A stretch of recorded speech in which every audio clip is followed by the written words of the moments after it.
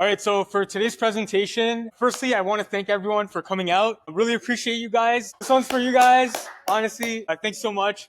Lots of energy in the room today. Over 350 people decided to show up virtually as well as in person. That's not easy, like, frankly. So, taking time out of your day to build something new, bring new value into the world, man, it's a beautiful sight. It's a beautiful sight, truly. So today's workshop, it's all about betting big, all right? Building a business around your vibe-coded project. Some of the biggest projects have been built and spring launched from hackathons like today.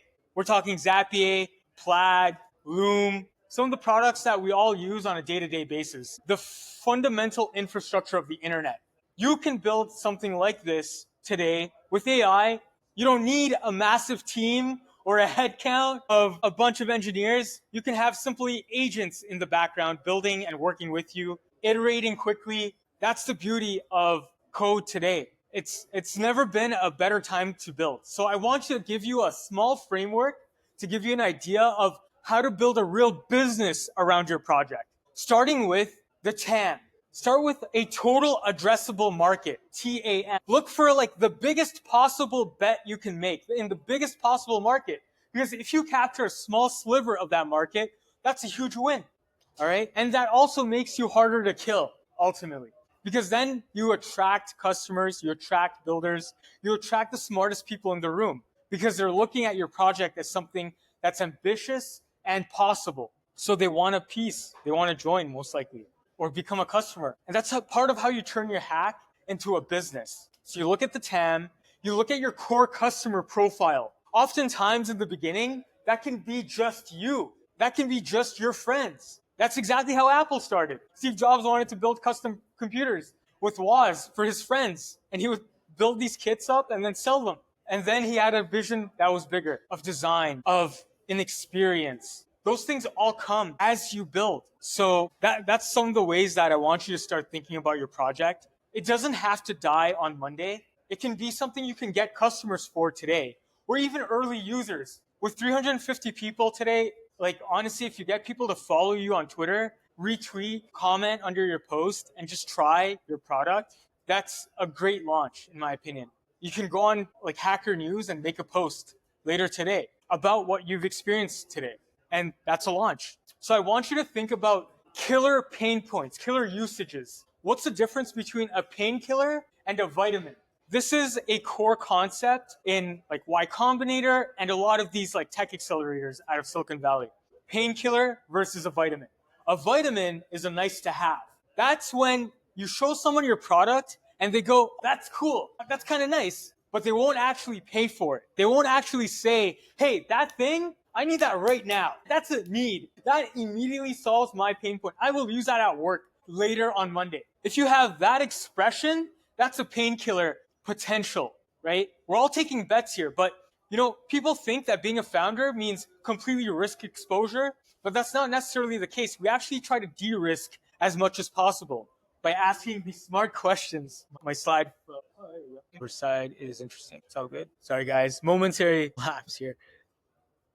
Quit and reopen. So in here now, just like screen share. Yeah, screen, and just share your like where the presentation is. All right, you're good. Yeah, so you can like share your I got slides. it. Now everybody can see. Yeah, it works. All right, dope. Momentary technical glitch, all part of being a founder, right? Okay. Let's just go back into like turn your hack into a business. Yeah, so we talked about painkiller versus vitamin. Key concept.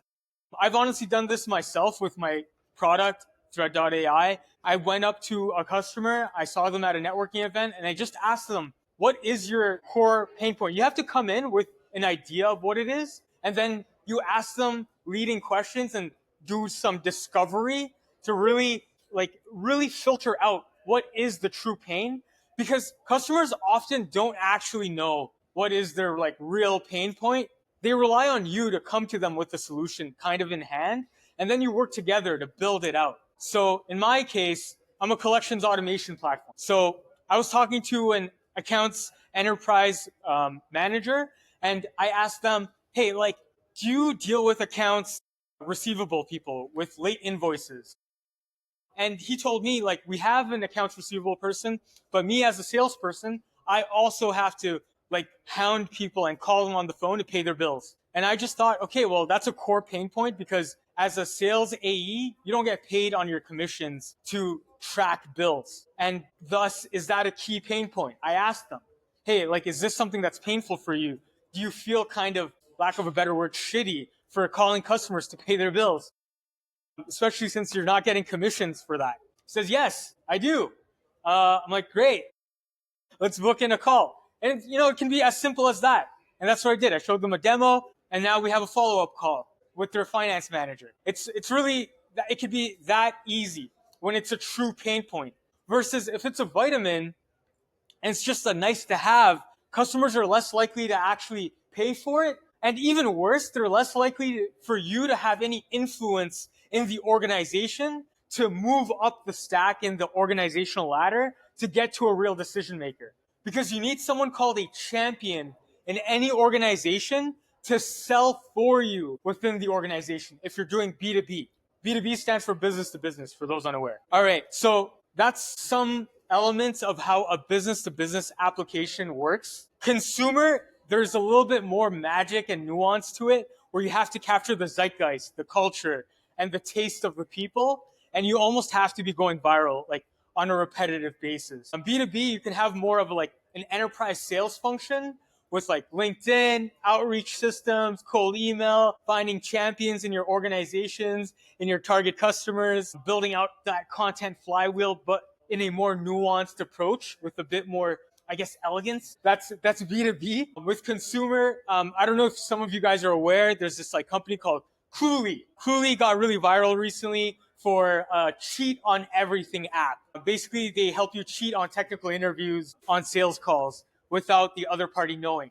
So that's a very like consumer application that they're trying to break into the enterprise. And they use viral mechanics with TikTok accounts and interns to do that, to spread awareness. All right, so back to the main point here. I want everyone here to build a real business, even if it is a bit ugly. Think about your TAM, think about your ideal customer profile, who they look like, where do they live, how old are they, do they have 2 kids and a dog? Really get in love with the problem space and your customer profile. A lot of the times that starts with you and your own pain points, just working, living as a human being, right? And that's my presentation. Open to questions. Building something here that they want to like turn into a business.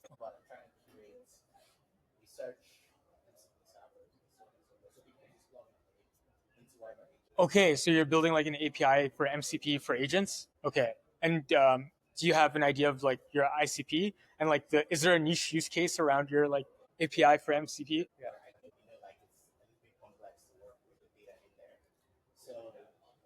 Nice. Okay. And whatever like your customers said about the product so far. But are you in closed beta with them? Okay. What's stopping you from like doing a closed beta with them like tomorrow or today? Let's do that. You already have the audience, right? Like you just told me you like how many subscribers do you have on YouTube? It doesn't actually matter, but like dude, that's fantastic. And it's a technical audience. That's perfect. Why not? Like, can you not launch a video tonight? Like about like what you're doing today and then just talk about it? Yeah. Get a couple sign. I'd love to see you get like 5 customers today. Or, even in your closed beta. And I think there's builders here I'm sure you could just talk to too. There's 350 builders, right? Like you can just show them like, hey, like maybe I can like supercharge. Because I know there are people building MCPs here today, but maybe if you've already built the infrastructure, you can help power them and then they can launch faster for tonight's hack, right? Yeah. Awesome. Any other questions? What's up? Yeah. How many, as you said, Yeah. imagine they make a conversation with people, say, oh, did you use this? Yeah. They said yes. How do they actually start a closed beta thing with their products so they get feedback as well? You get signups. Set up auth, set up like quick auth, or like just get some signups on a wait list. Get them accounts started. Yeah. Get their contact. Yeah. Yeah. It's really simple. Like the simplest way to get them onboarded. Yeah, local 3000. Yeah, why not, right?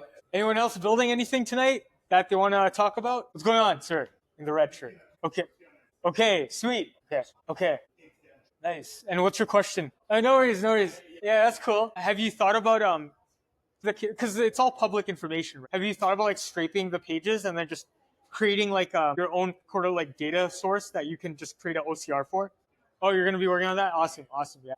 That's a beautiful product because once you like kind of nail the Nigerian market, you could probably expand out. Like the Nigerian market alone, it's like what is the export size to Canada? Oh, nice. Okay, that's sweet. I didn't know that. So yeah, that's an amazing product, and I can't imagine it being difficult to scale it even beyond Nigeria because the compliance on the Canadian side is the difficult challenge, right?